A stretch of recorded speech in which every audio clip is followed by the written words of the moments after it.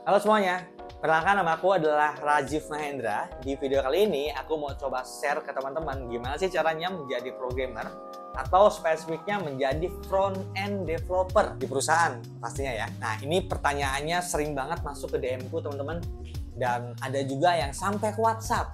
Bisa nggak sih jadi programmer walaupun kita nggak punya background IT, walaupun kita gaptek? Ini sering banget nih teman-teman di DM di Instagram nih, banyak banget pertanyaan kayak gini. Dan jawabannya, menurut teman-teman apa yo? Bisa atau enggak? Bisa teman-teman. Asalkan ini yang aku selalu share ke teman-teman kelas tambahan.id, asalkan teman-teman mau ya melawan rasa malasnya. Minimal coba 30 menit pertama. 30 menit pertama itu penting banget ya. Jadi maksudnya 30 menit pertama itu gimana? Jadi misalnya ketika teman-teman males belajar ngoding. Nah, teman-teman coba paksain dari 30 menit aja dulu. Setiap hari secara konsisten. Coba dalam waktu 7 hari kayak gitu ya. Jadi mulai dari 30 menit dulu teman-teman. Jadi biar teman-teman membiasakan diri dulu supaya teman-teman bisa lebih enak, lebih enjoy ya. 30 menit pertama lakukan dalam waktu 1 minggu, nggak apa-apa dipaksa dulu. Setelah itu teman-teman ketika udah nyaman, 30 menit udah kurang nih, boleh minggu kedua teman-teman tambahin 1 jam dan seterusnya kayak gitu ya. Jadi dari mulai itu dulu teman-teman, ketika teman-teman emang mau belajar programming ya. Nah terus apalagi? Yang selanjutnya itu teman-teman harus tahu teman-teman mau belajar tech apa. Tech-tech ini apa lagi?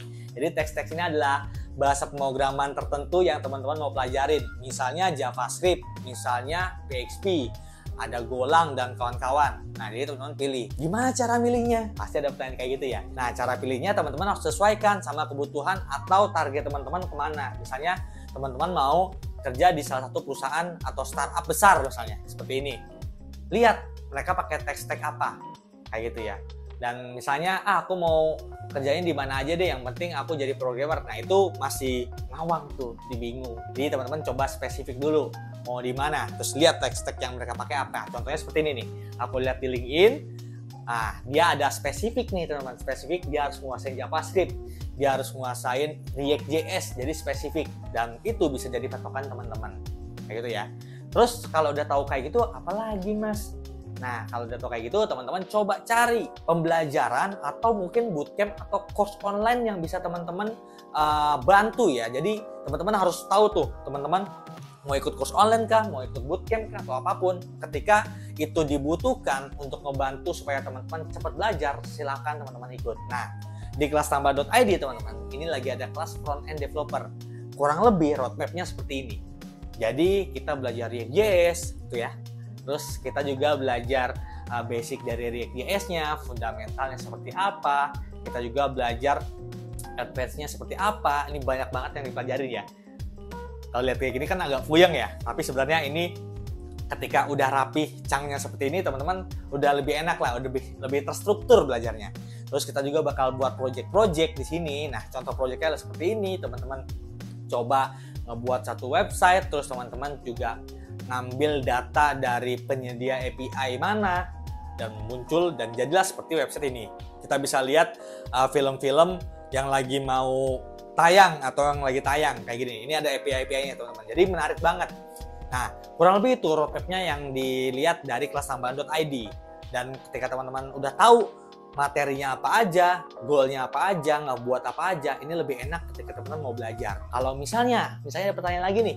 Misalnya aku belum tahu sama sekali ngoding mas, aku nggak nyaranin teman-teman untuk ikut kelas frontend ini, tapi aku saranin teman-teman ikut course beginner ini.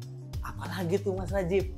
Nah course beginner ini khusus untuk teman-teman yang belum tahu sama sekali ya tentang programming kayak gitu. Jadi di sini benar-benar basic.